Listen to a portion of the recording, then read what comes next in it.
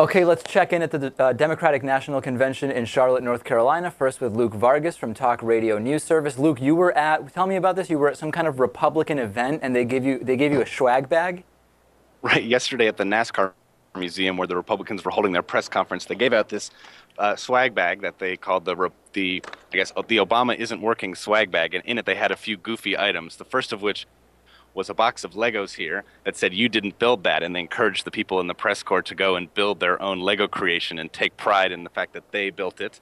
The next was a package of tissues that says breaking up is hard to do, encouraging, basically saying that people are going to be crying a lot when they have to choose to vote against Obama this second time. And the third item that they had was this memo here, which is Barack Obama's confidential second-term agenda, and in each area of the folder, it's just empty. So here for energy policy, it's an empty section, and the next section for foreign policy, also empty. So Republicans are talking about how Obama rhetoric doesn't have much substance, and then they come out and give the reporters basically a bunch of useless goodies. So it smells so the Legos are valuable. Smells a little bit of desperation, but that's interesting anyway. What was the Republican reaction to some of the speeches from last night? Do you have a sense?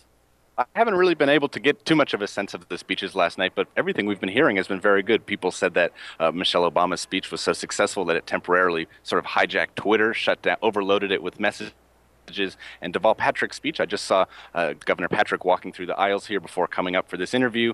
Lots of people shaking his hand, congratulating him on his speech. I think he did a great job and was probably the highlight of many people's nights. Yeah, so that's interesting. Some people were saying that the so-called keynotes really were not actually in the keynote time slots. Of course, it's all kind of arbitrary. Do you know if there has been any reshuffling done for tonight, or what is tonight's schedule looking like in light of what happened last night?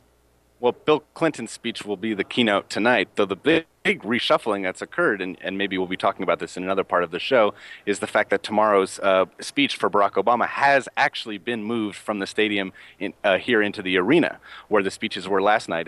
But many people I talked to last night said that they loved the atmosphere in here, that it was very intimate feeling, and all those things we were talking about with the stage, what the setup is going to feel like. Is it a trade show versus a concert stage?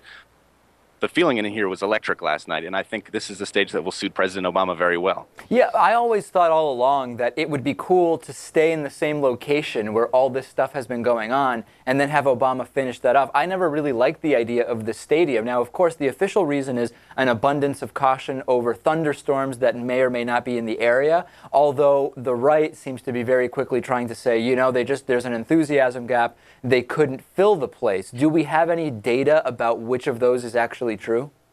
Well, the most watched thing tomorrow afternoon, instead of probably people giving pre-analysis of Obama's speech, we'll be looking at the radar. And if indeed it is pouring, as it has been most afternoons here, yesterday everyone was drenched. I would see congressmen and governors coming in for the primetime speeches last night, their suits absolutely soaked, their hair a mess.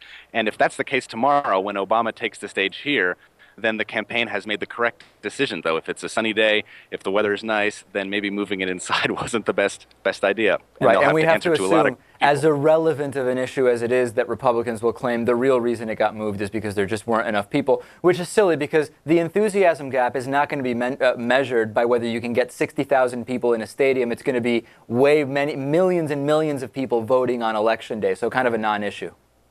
I agree with that. All right, Luke Vargas, Talk Radio News Service. We'll watch Bill Clinton tonight, President Obama tomorrow night, and we'll check in with you tomorrow afternoon. Great. Talk to you then.